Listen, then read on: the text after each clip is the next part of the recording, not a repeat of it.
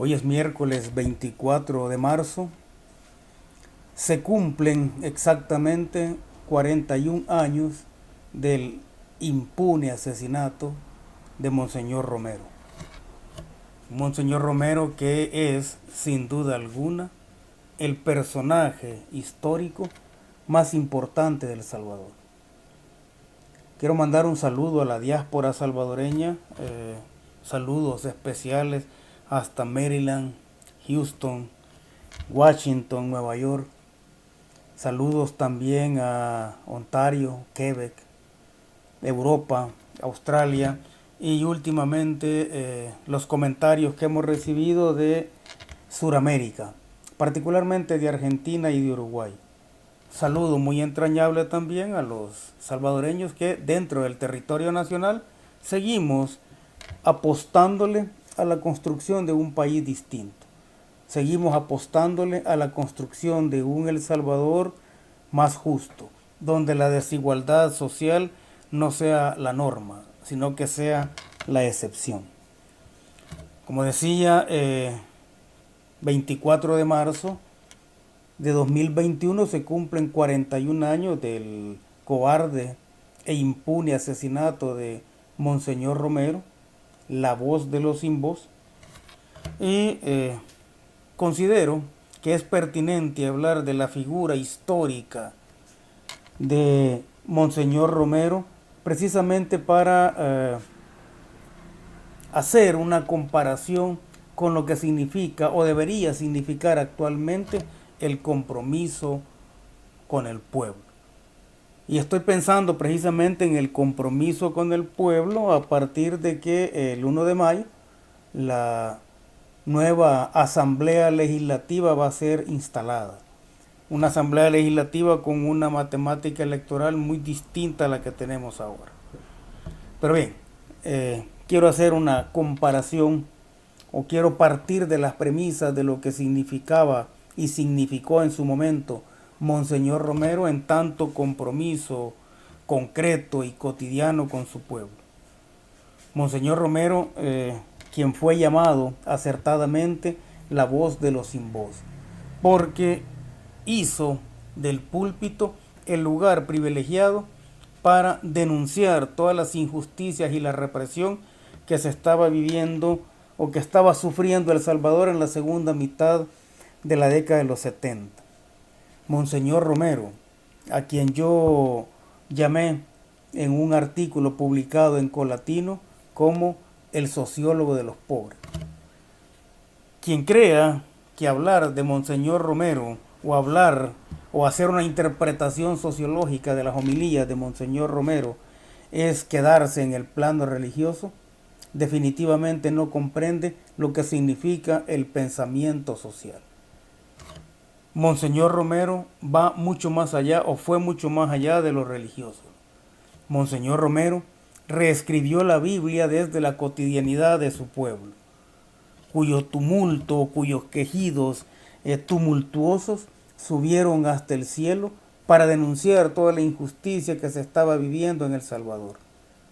Monseñor Romero hizo de Dios una metáfora sociocultural de la revolución social.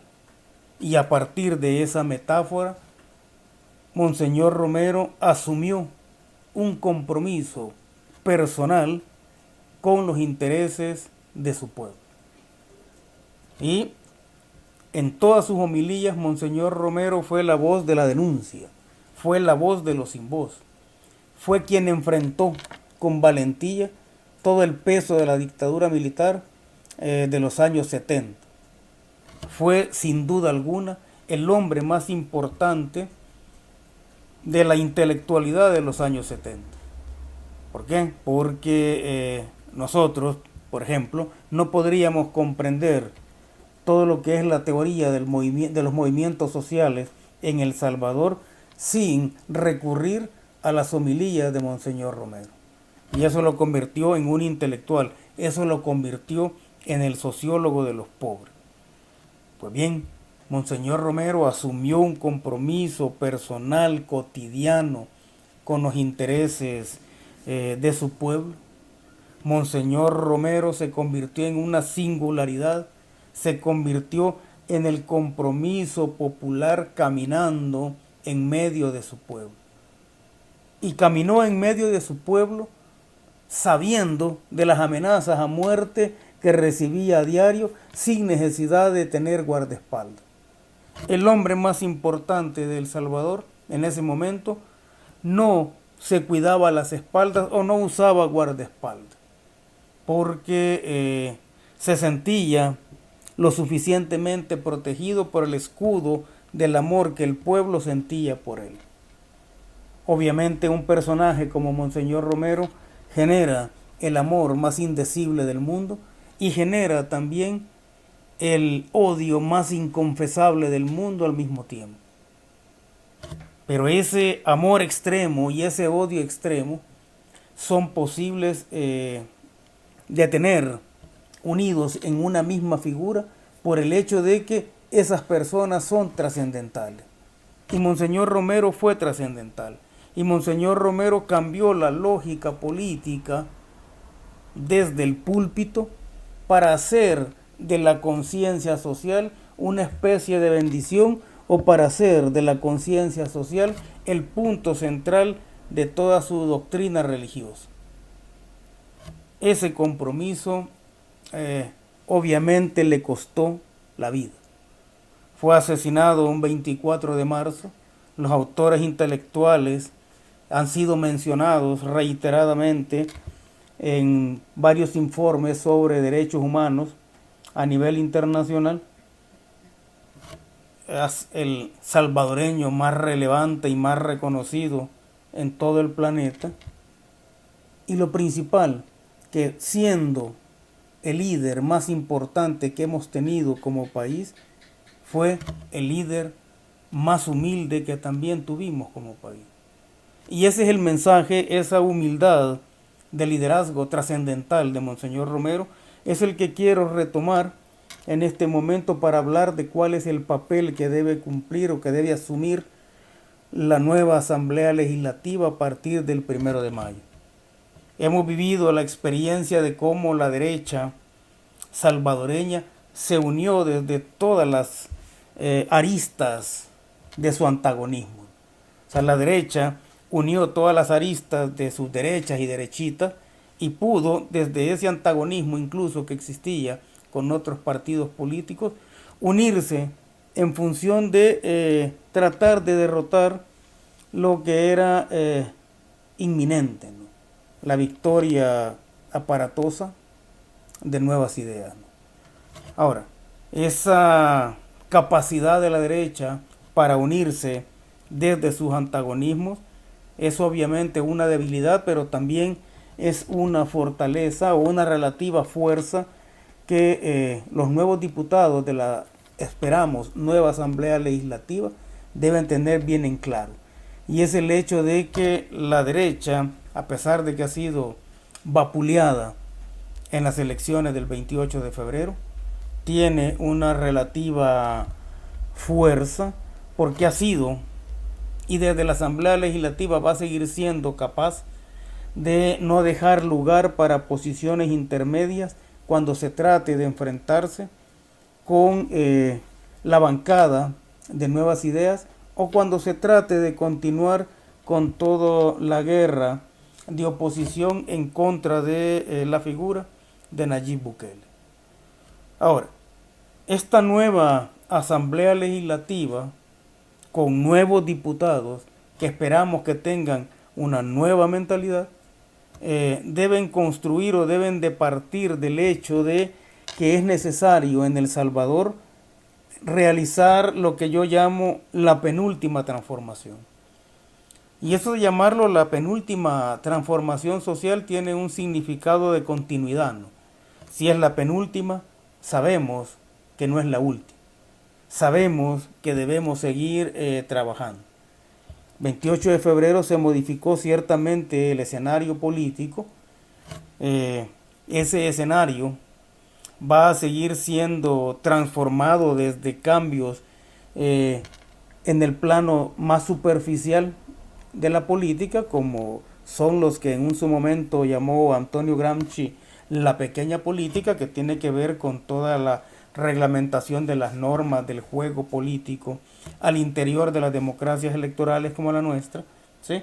Pero también estamos frente a la posibilidad de impulsar grandes cambios o impulsar procesos de fondo, y los procesos de fondo tienen que ver con los aspectos políticos y culturales, es decir, tienen que ver con la cultura política democrática que sea fomentada desde todas las instancias de los aparatos del Estado, y tiene también que ver con el hecho de comprender el compromiso social y la identificación con los intereses del pueblo como una virtud cultural.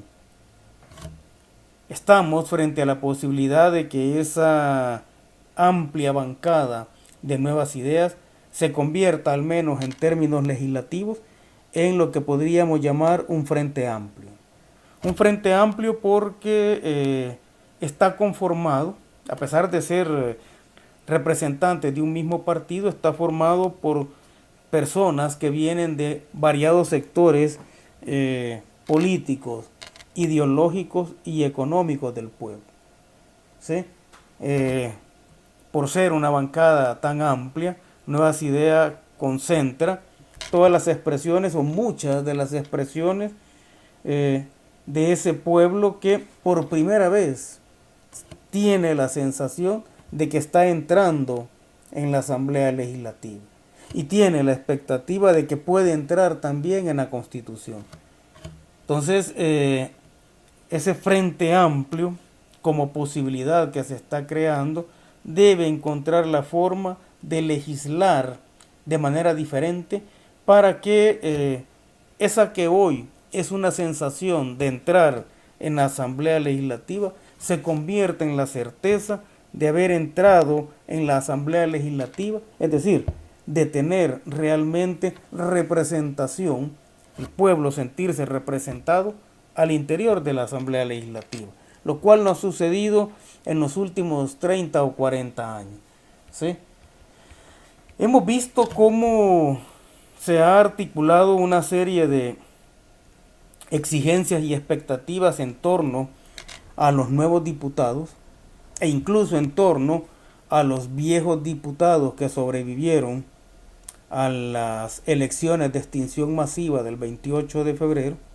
Entonces hay unas expectativas muy grandes. Y acá hay que partir de reconocer, los nuevos diputados deben reconocer que la lógica política ha estado totalmente alejada de la lógica social.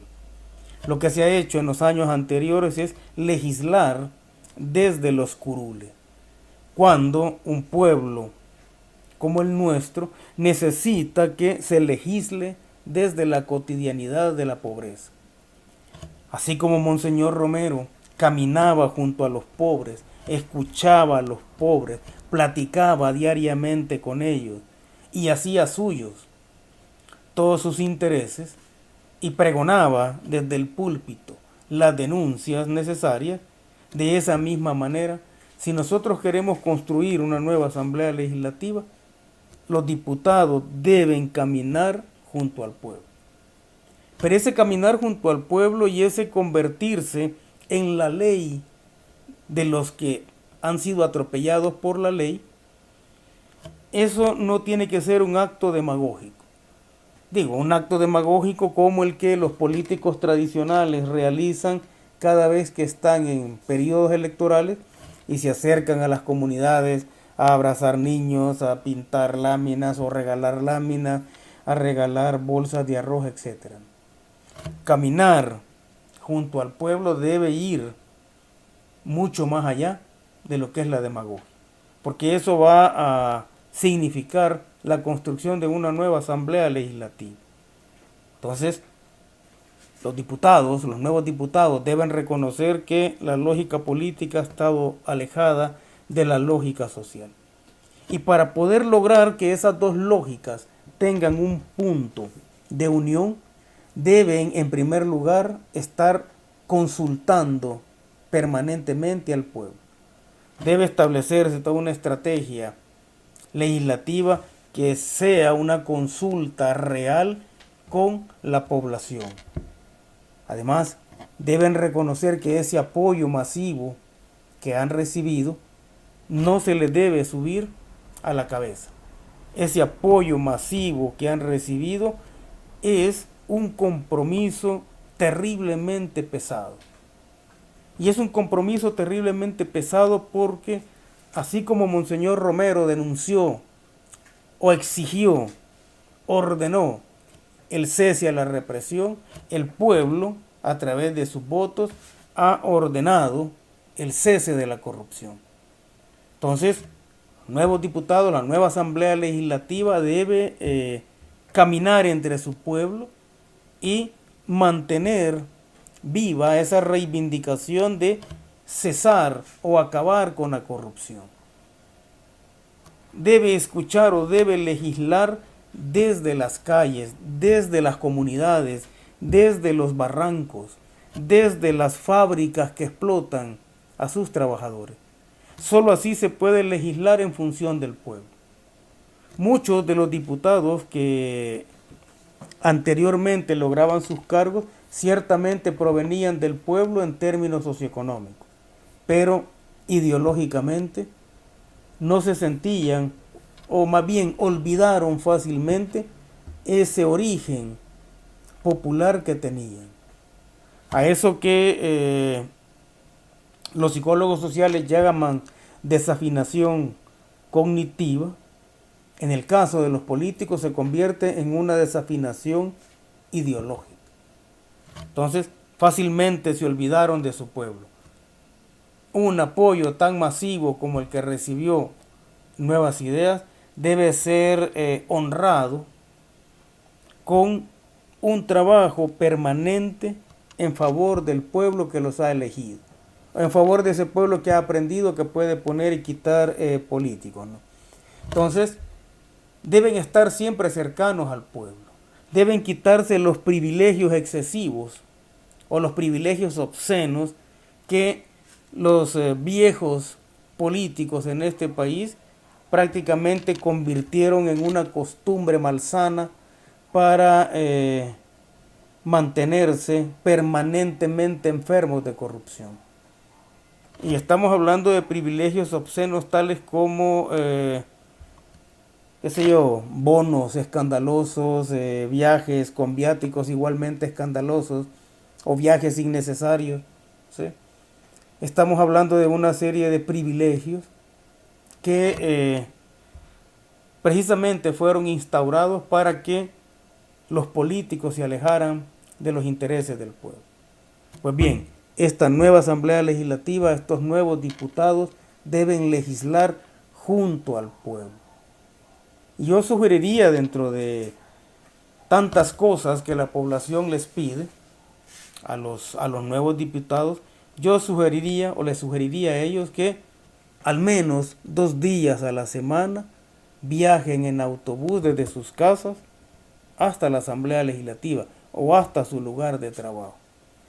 Viajar 2 veces en autobús hacia el lugar de trabajo mantendrá a los diputados cercanos con su gente. Estarán siempre a la par de la gente, a la par de su gente, y sabrán escucharla. Y sabrán platicar con ella y debatir con ella. Y al viajar 2 veces a la semana en autobús hacia la Asamblea Legislativa, les va a permitir a estos nuevos diputados que tengan los pies sobre la tierra. Hay una serie de privilegios que los diputados salientes se han puesto. Y precisamente es porque se han creído el cuento de que son una clase política, o se han creído el cuento de que son una especie de reencarnación de los políticos romanos, ¿no? De los políticos de la antigua Roma, ¿no?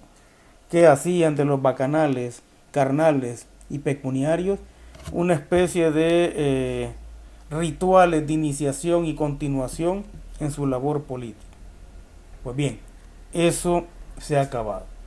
Debemos pensar en que, si bien es cierto, el cargo de diputado, el cargo de ministro, es un cargo salarialmente importante, que debe ser en este momento también gubernamentalmente importante, debemos comprender, o los políticos deben comprender, que siguen siendo pueblo. Deben comprender que deben estar legislando o gobernando junto al pueblo. Acá de lo que se trata es de que esos privilegios que los alejaban de la población sean abolidos de una vez por todas. Acá obviamente hemos hablado muchas veces de quitarse el fuero, etcétera. Deben quitarse los diputados los guardaespaldas que tienen asignados, eso de los policías que son para las personalidades importantes.